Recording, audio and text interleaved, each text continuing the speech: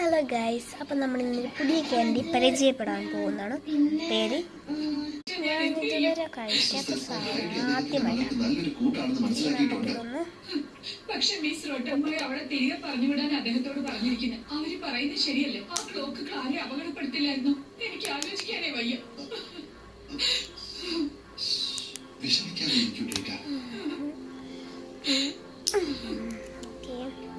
പൊട്ടിച്ചിട്ടില്ലേ, നമുക്ക് പൊട്ടിക്കാം.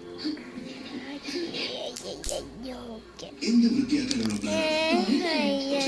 ഇതെന്തൊരു സാധനം! ഇതിന് കാണുന്ന പൊട്ടിച്ച് കളഞ്ഞല്ലോ ഇവര്.